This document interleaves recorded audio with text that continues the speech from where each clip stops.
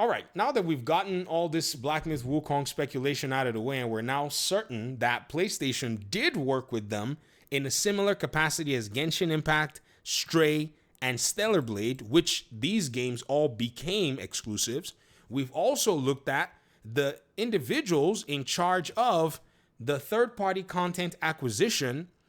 Their division is called Content Ventures Team, and they are led by Christian Svensson and Sean Benson.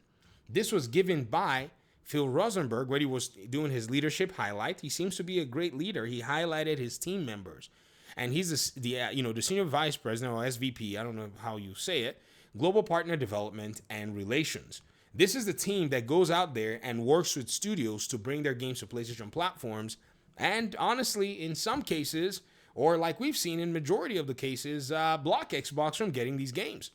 Now that that's been out of the way, that we are now in a place where we have statements from PlayStation and even the individuals in charge of that, we can now go back to the conversation of the Series S 10 gigs of memory. Because the truth was always in front of us. From a technical perspective, from financial perspective, from all kinds of perspectives, it was quite interesting to see how everything kind of came about.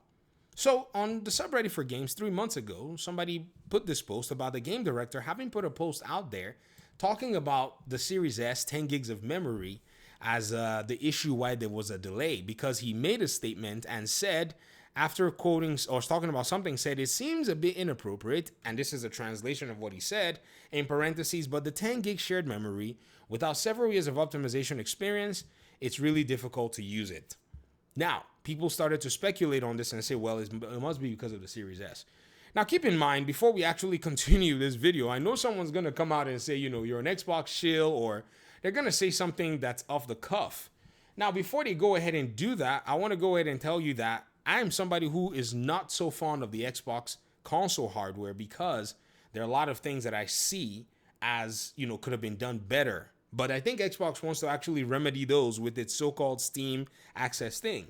And while I'm making this video for you, I'm actually making it on one of my PCs that I game on, which uses a Ryzen 5 7500. And as for the GPU, shout out to the folk at B&H, a RX 9070 XT. So I'm happy to be able to get myself an RDNA 4 GPU. When I have some time, hopefully we'll be able to run some, metrics and run some games on there and kind of see how that all fires. You know what I mean?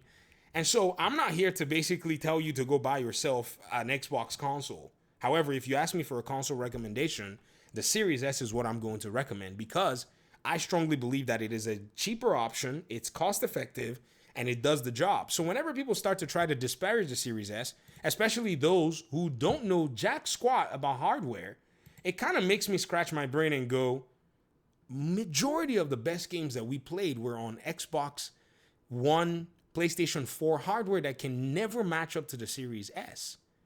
So what happened around this time was about 3 months ago. The conversation got to the point where the Jacob Turkelson, basically took a PC and built one that had 10 gigs of RAM altogether, running full-blown Windows on it, of which the Xbox console doesn't run full-blown Windows. Obviously, it is a limited Windows version, but he ran the full-blown Windows. It requires 4 gigs of RAM all by itself, and went ahead and tested it with Black Myth Wukong. A total of 10 gigs is what he put in there. So his conclusions after playing Chapter 2 was that a boss fight, which he thought was pretty graphically demanding, was maxing out around 2.4 gigs of RAM and 4.6 of VRAM, so roughly 7 gigs, which was no different from other clips that he'd shown. And he had a video to show it, and you had all of the RAM requirements there, and the game was running around 50-ish FPS. A very interesting and astute observation. You could even see it in his task manager. Remember, just now I showed you my task manager when I was about to show you my PC performance requirements. You can actually go and look at all my tasks. Right now, Firefox, as I have a bunch of different tabs open, is eating the most amount of memory. You can also see that OBS is also holding down a chunk of memory, as well as other, applications. So that's how you can monitor your, usage of your PC resources.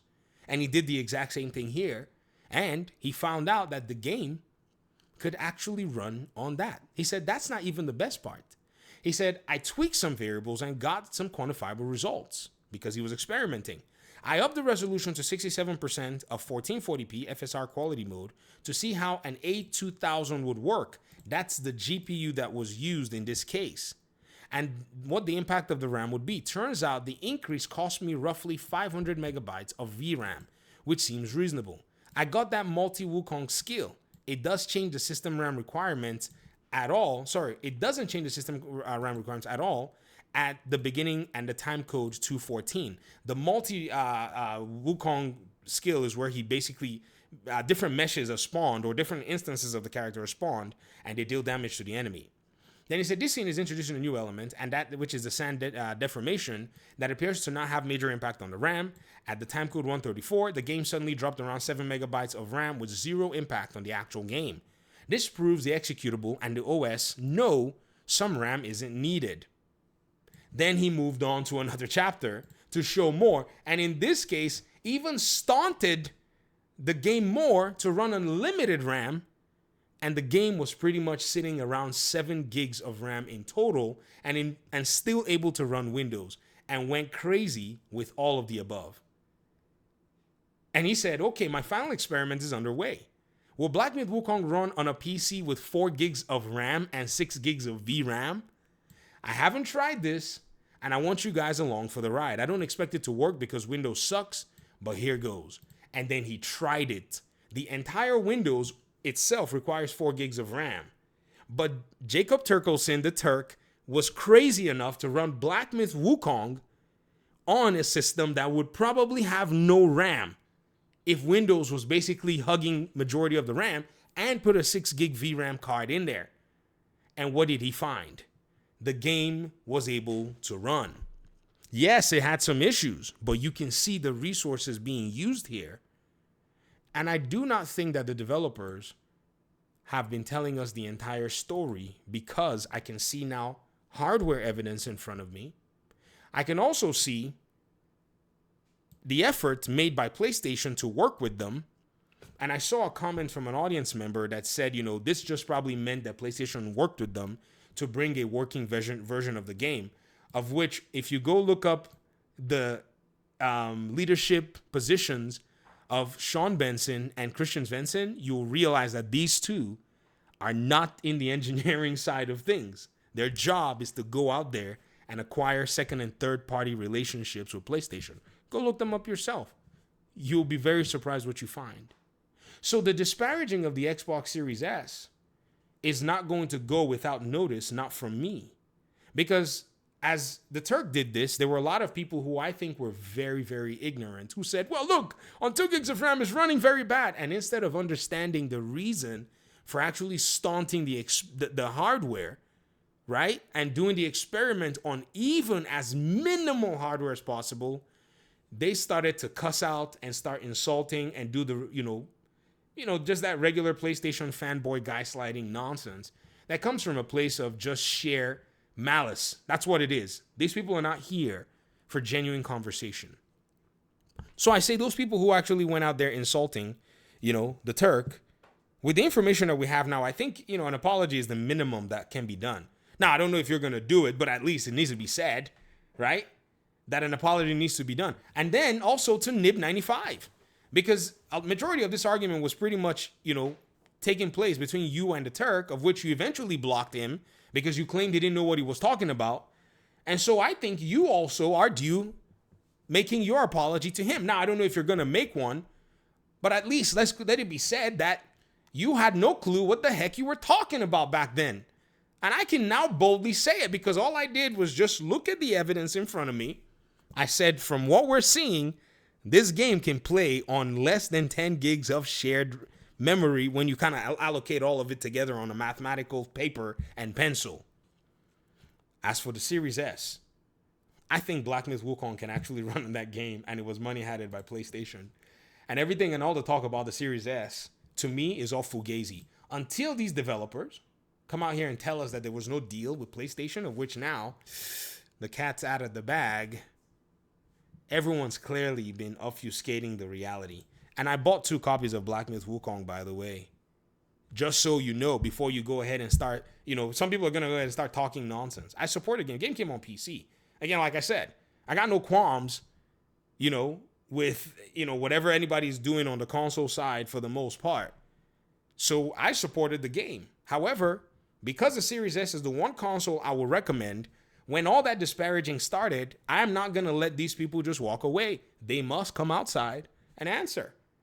I will make videos and talk about this particular instance every time, hopefully, God willing, as much as I can, to highlight the absolute nonsensical, position that these folk took when they had no idea what the heck they were talking about. Because the evidence could be seen in front of us just by looking at what was capable of running on the PS4.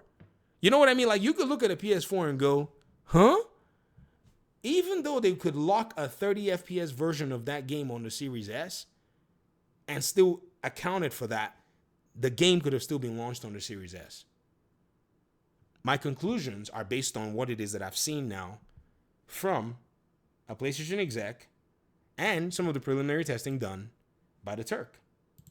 I think we have enough evidence to say that this game was basically money-hatted. Yep. Anybody that comes with that 10 gigs of VRAM on the Series S, well, I hope you're ready to basically go ahead and, answer why a game like Indiana Jones, a game like Starfield, and other titles like, what's the name of the Space Marine Part 2, and a host of them are happily running on the Series S, including the new Assassin's Creed game, and so on and so forth, can just run on the Series S without any problems, yet a game like Black Myth Wukong isn't able to because of some 10 gigs of RAM. That's absolute horse manure. Y'all know it too. Talk to me in the comment section. Thanks for watching the video. Appreciate you guys' time and audience. Peace out.